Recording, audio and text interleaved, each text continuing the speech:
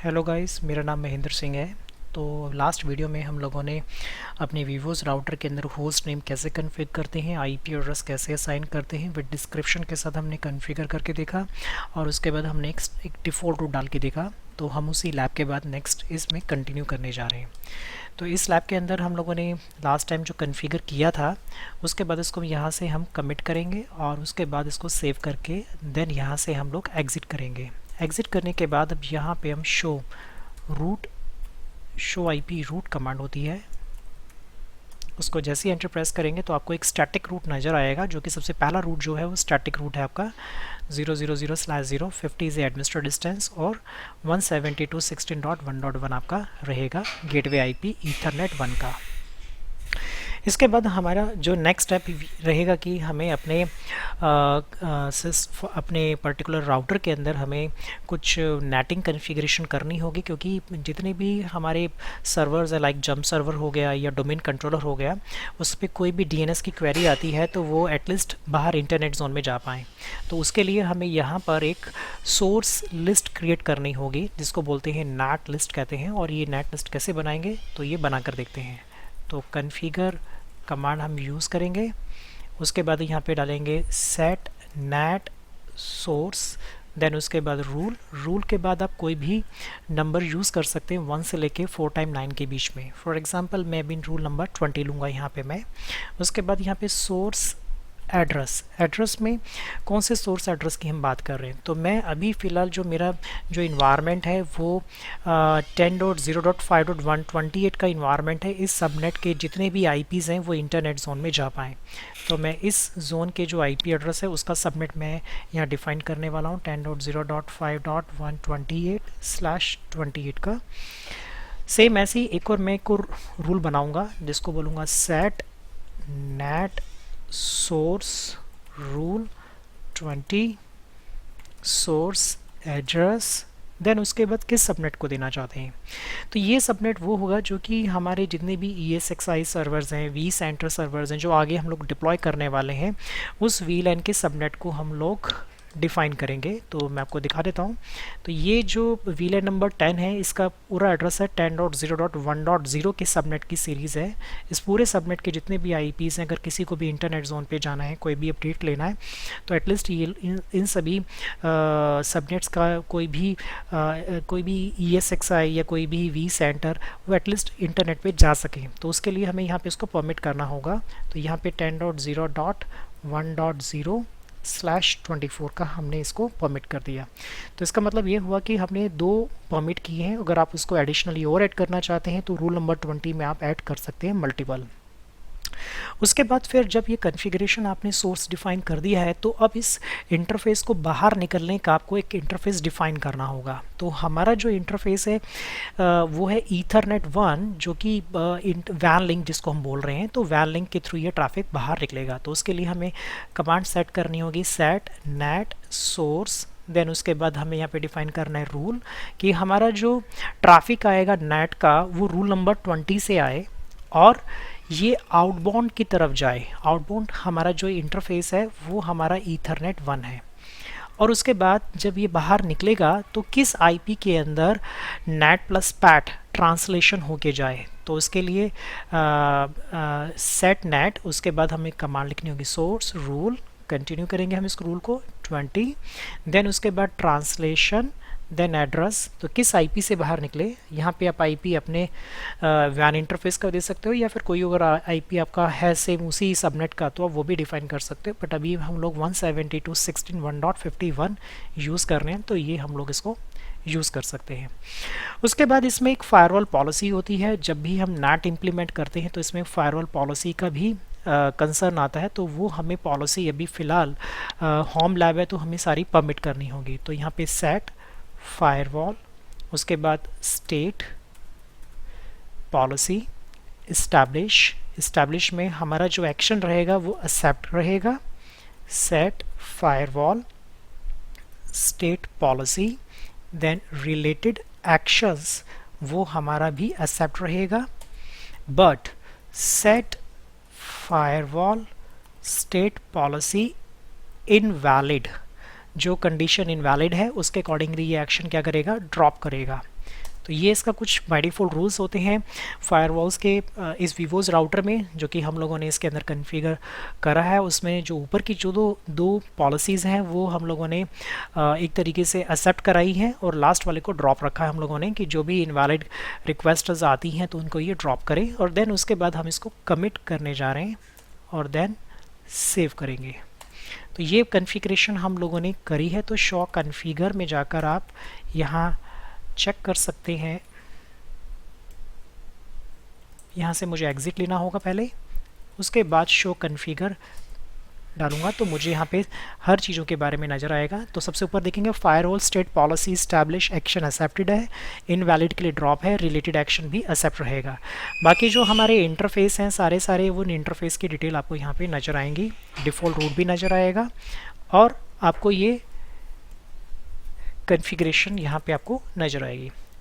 अगर आप अपने पर्टिकुलर R1 राउटर को SSH करना चाहते हैं, क्योंकि हर बार ऐसा नहीं होगा कि हम हर बार टर्मिनल में लॉगिन करें, तो उसके बजाय हम लोग यहाँ पे एक SSH सर्विस भी इनेबल कर सकते हैं। तो उसके लिए हमें कॉन्फ़िगर मोड में जाना होगा और उसको लिखना होगा सेट सर्विसेज SSH। तो इसका मतलब ये हुआ कि अब इसकी सर्विसेज हमारी क्या हो गई हैं, एक्टिवेटेड हो गई हैं। अगर हम लोग SSH करना चाहें हमारे आउटसाइड इंटरफेस से, जो हमारा वैन इंटरफेस है, तो उससे हम लोग इसको कॉन्फ़िगर कर पाएंगे। तो ये यहाँ तक की कॉन्फ़िगरेशन हम लोगों ने अभी कॉन्फ़िगर की है। और इसके बाद मैं इसको यहाँ से कमिट करूँगा और इसको सेव करूँगा और देन एग्ज़िट और एग्ज़िट। तो यहाँ से मैंने अपना वीवोज़ राउटर की कॉन्फ़िगरेशन कर ली है। मैं ज़्यादातर अपने लैब इन्वायरमेंट में MobiX एप्लीकेशंस को सबसे ज़्यादा यूज़ करता हूँ, क्योंकि इसमें मल्टीपल सेशंस को सेव कर सकता हूँ, मल्टीपल टाइप्स के सेशन को भी ये सपोर्ट करता है। तो MobiX टर्म जो आती है एक एप्लीकेशन है, तो आप इसको डिप्लॉय कर सकते हो। तो जैसा कि आप यहाँ पे नज़र आ रहा है आपको, ये काफ़ी सारे इसमें राउटर्स हैं।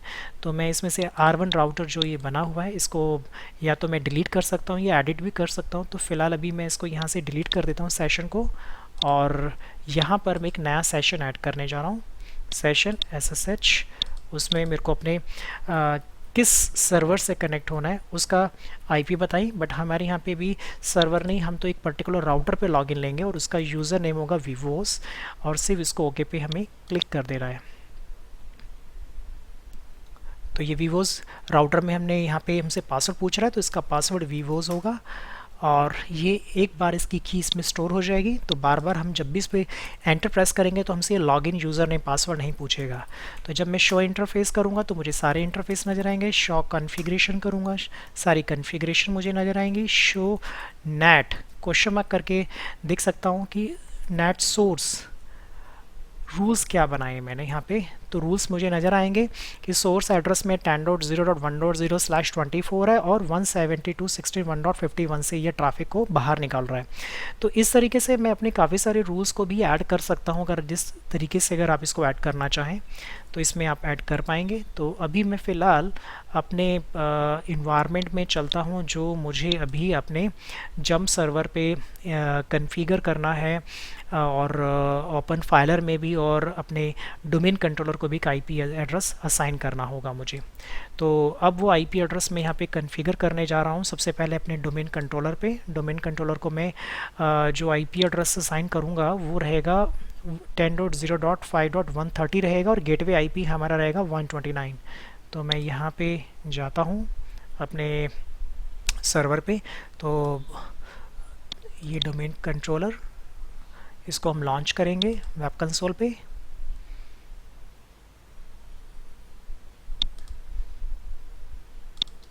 हमारा पासवर्ड वही है जो मैंने आपको शुरू में बताया था, आप ये देखना चाहें तो इसको देख सकते हैं। तो ये पासवर्ड रहेगा हमारा डोमेन कंट्रोलर का, और ये एक वर्चुअल मशीन रेडी हो चुकी है। अब इसमें हमें कॉन्फ़िगरेशन करनी होगी। कॉन्फ़िगरेशन करने से पहले मैंडेटरी है कि इसको एक IP एड्रेस देना ज़रूरी है। तो हम रन पे जाकर ncpa.cpl लिखेंगे और ये सीधा नेटवर्क कंट्रोल पैनल खुल जाएगा। यहाँ पे राइट क्लिक करेंगे, प्रॉपर्टी पे जाएंगे, और उसके बाद TCP/IP v4 पे जाएंगे, और इसमें पहले से एक IP एड्रेस दिया हुआ है जिसको मैं चेंज करूँगा। यहाँ पे एक IP दूंगा मैं इसको 10.0.5.130, और सबमिट मास्क रहेगा 255.255/28 का है तो यहाँ पे 240 आएगा, और गेटवे जो आईपी रहेगा 10.0.5. हमारा रहेगा 129। बात आती है आपकी डीएनएस की, तो ये एक्चुअल में डोमेन कंट्रोलर है तो खुद ही ये डीसी बनेगा, तो अब यहाँ पर इसी का आईपी एड्रेस साइन कर सकते हैं 5.130, क्योंकि हम इसमें कोई एक्स्ट्रा डोमेन कंट्रोलर नहीं बनाएंगे, सिर्फ इसको ओके करेंगे, यस, देन क्लोज।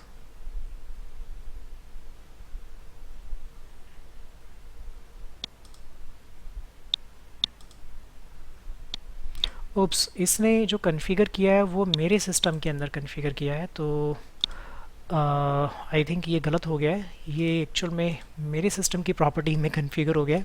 तो ये मैंने कॉन्फ़िगर करते समय सोचा भी था कि शायद ये कहीं मेरी प्रॉपर्टी में ना ऐड कर रहा हो, तो मैं इसको अभी चेंज कर देता हूँ 254.172.16.1.1 and then 172.16.1.1, not 1.1, the DNS IP 202.56.215.54। तो ये बेसिकली ये आईपी एड्रेस मेरी मशीन का है, तो ये वो कंसोल नहीं है जो मैंने प्रॉपर्टी में खोला था। तो आई थिंक सेशन डिस्कनेक्ट हुआ है क्योंकि मेरी मेन मशीन का आईपी ही चेंज हो गया था। तो मुझे यहाँ रन पे जाकर ncpa.cpl लिखना होगा, तो ncpa.cpl और एंटर प्रेस करेंगे। ये ईथरनेट अडेप्टर हमें यहाँ पे शो कर रहा है। प्रॉपर्टीज़ में जाएंगे, TCP/IP v6 को हम डिसेबल करेंगे, सिर्फ TCP/IP v4 को चूज़ करेंगे, और यहाँ पे IP देंगे 10.0.5.130 255.255.255.240 10.0.5.129 और 10.0.5. यहाँ पर हमारा जो DNS IP रहेगा वो एक्चुअल में हमारा ही DNS IP, क्योंकि हम खुद एक डोमेन कंट्रोलर बनेंगे और इसकी रिकर्सिव क्वेरी की जो भी क्वेरीज जाएंगी इस DNS पे चले जाएं। अगर ये रिजॉल्व नहीं करता है तो देन ये इंटरनेट DNS की तरफ फॉरवर्ड करेगा। तो यहाँ पर इसको हमने एक IP एड्रेस साइन कर दिया है। सेम ऐसे ही हमें अपने जंप सर्वर पे लॉगिन लेना होगा। तो लॉन्च वेब कंसोल, और यहाँ पे हम ऐड करेंगे। ऐड करने का मतलब ये हुआ सेम उसी सीरीज़ का आईपी रहेगा हमारा। तो इधर भी मुझे केयरफुली आईपी देना होगा, क्योंकि लास्ट टाइम मेरी गलती से मैंने मेन मशीन में आईपी एड्रेस कॉन्फ़िगर कर दिया था। तो यहाँ पर मैं ncpa.cpl रहेगा। जंप सर्वर को जो हमें आईपी देना है 132 देना है। तो मैं आईपी देने से पहले आपको ये दिखा देता हूँ कि मेरे जंप सर्वर का जो आईपी रहने वाला है वो रहेगा 10.0.5.132। तो हम इसी आईपी को यूज़ करेंगे, फॉलोइंग 10.0.5.132 और 255.255.255.240 10.0.5.129। DNS IP जो रहेगा वो हमारा 10.0.5.130 रहेगा, क्योंकि हमारा DNS सर्वर जो रहेगा डोमेन कंट्रोलर बनेगा 130। और इसको मैं क्लोज पे क्लिक करूँगा। उसके बाद हमारा नेक्स्ट जो टैब होगा वो होगा कि हमें लॉगिन लेना पड़ेगा अपने ओपन फाइलर पे। बट ओपन फाइलर के अंदर अभी बेसिकली हमारा जो आईपी एड्रेस कॉन्फ़िगर है वो 172.16.1.232.446 है। तो मैं इसमें लॉगिन तो लूँगा, और इसका मैं एक बार लॉगिन ले लेता हूँ। इसमें आपको मैं ये दिखाना चाह रहा था कि अभी जो ये सिस्टम जो कॉन्फ़िगर है ईथरनेट 0, उसके ऊपर सिर्फ IP1 डॉट का 232 है। हम इस वाले इंटरफेस को सब पार्ट में डिवाइड करेंगे और उस सब पार्ट को हम एक IP एड्रेस असाइन करेंगे 10.0.5 की सीरीज़ में। तो यहाँ पर आप यहाँ पे क्रिएट बाउंड इंटरफेस पे यहाँ पे क्रिएट बाउंड इंटरफेस नहीं होगा, यहाँ पर हमें यहाँ पे क्लिक करना होगा कॉन्फ़िगर पे, स्टैटिक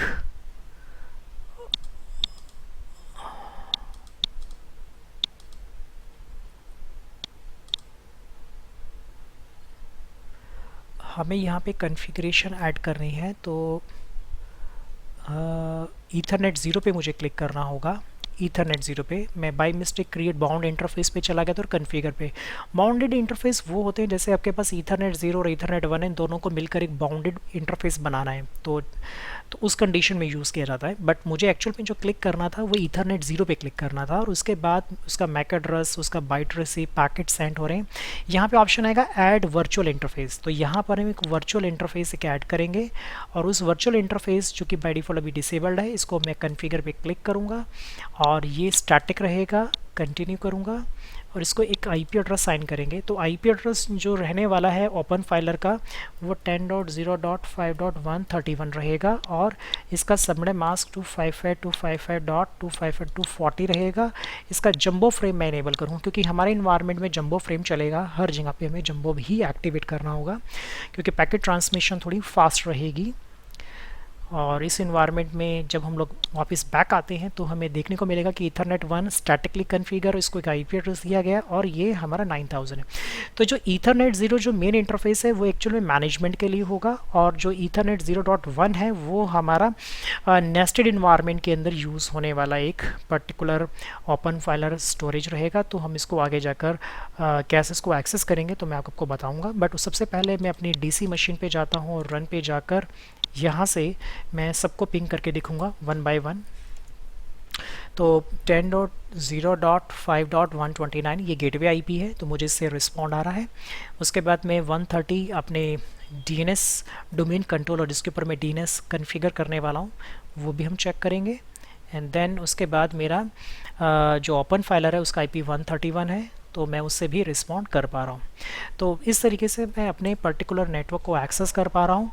और नेक्स्ट वीडियो के अंदर मैं आपको ये बताऊँगा कि कैसे हम लोग इसमें आगे जो कॉन्फ़िगरेशन पार्ट है उसमें BGP हम कैसे कॉन्फ़िगर करेंगे और अपने R1 राउटर पे। तो नेक्स्ट वीडियो के अंदर हम लोग इस चीज़ को देखते हैं। Thank you.